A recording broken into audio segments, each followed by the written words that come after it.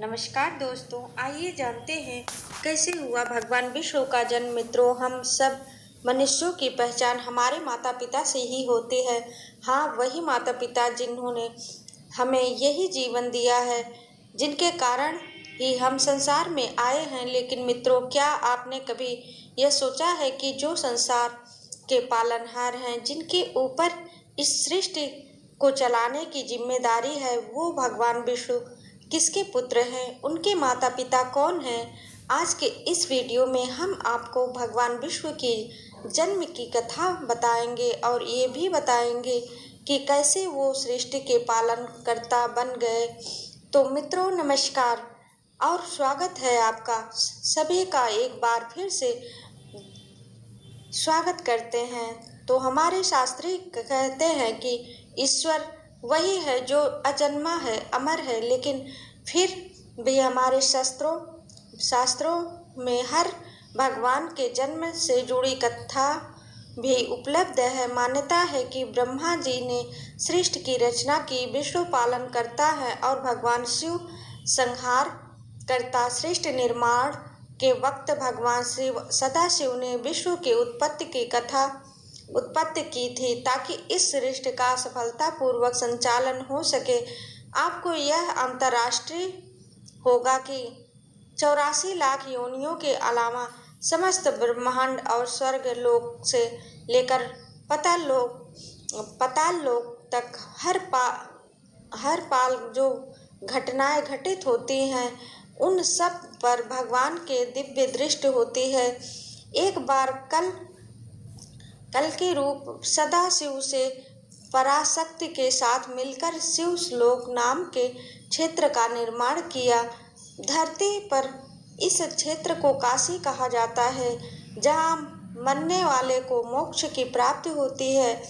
आज भी वाराणसी के मणिकर्णिका घाट पर चिताओं की कतार लगी रहती है। इस काशी में सदाशिव और पराशक्ति ने पत्नी के रूप में लंबे समय तक वास किया। उसी दौरान शिव जी के मन में एक विचार आया कि इस सृष्टि की संचालन के लिए किसी अन्य दिव्य पुरुष की आवश्यकता है, ताकि हम लोग निर्माण की प्राप्ति कर सकें। ऐसी कामना करते हुए सदाशिव ने अपने बाएं अंग पर अमृत मल दिया, जिससे एक दिव्य पुरुष उत्पन्न हुआ, जिसे संबोधित करते हुए सदाशिव ने कहा कि बस तुम आज से ही विष्णु के नाम से विख्यात होगे।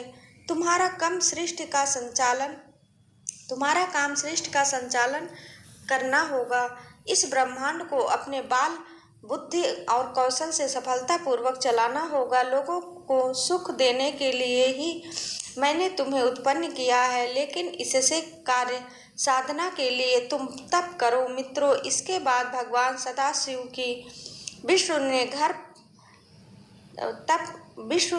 घर पर ही तप किया। सालों तक वो कार्य सिद्धि के लिए कड़ी तपस्या करते रहे, लेकिन भगवान शंकर के दर्शन नहीं हुए। लेकिन उनकी तपस्या अनवरत चलती रही। तभी उन्हें एहसास हुआ कि उनके शरीर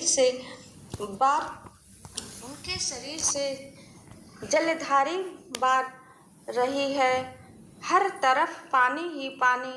उनके बाद प्रकृति की उत्पत्ति हुई, फिर 3 गुणसूत्र राज, और उसके बाद शब्द स्पर्श रूप रस और गंध की उत्पत्ति हुई। फिर पंचभूत बने और उसके बाद भगवान विष्णु का नाम नारायण पद हुआ। हालांकि जब भी भगवान विष्णु समेत सभी देवताओं को असुरों ने परेशान किया, तो भगवान सदाशिव के पास पहुँचे। खुद भगवान विष्णु भी असुरों का संहार करने और लोगों की सुरक्षा के लिए वे जाते रहे हैं। शायद उनके 10 अवतारों के बारे में ही जानते होंगे, लेकिन उन्होंने अब तक 23 अवतार लिए हैं और 24वां अवतार अब कलयुग में कल्कि के रूप में होने वाला है। शास्त्रों में वर्णित है कि संभल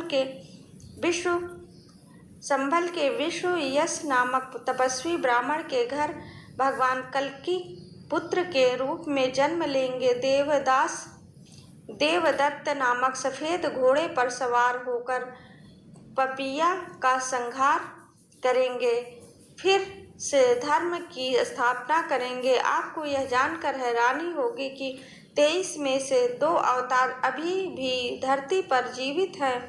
भगवान विष्णु के 19वें अवतार महर्षि देव व्यास, जिन्होंने महर्षि पराशर के घर जन्म लिया, जिन्होंने मनुष्यों की आयु और शक्ति को देखते हुए वेदों के विभाग की, अभी जीवित है।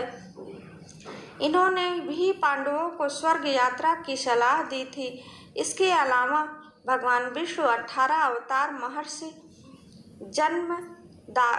जन्मदाति के पुत्र परशुराम भी अभी जीवित हैं। इन्होंने अपने पिता ऋषि जमदग्नि की मृत्यु का बदला लेने के लिए इस धरती को 21 बार क्षेत्रीय विहीन कर दिया था। कहते हैं कि पिता की मृत्यु के बाद उनकी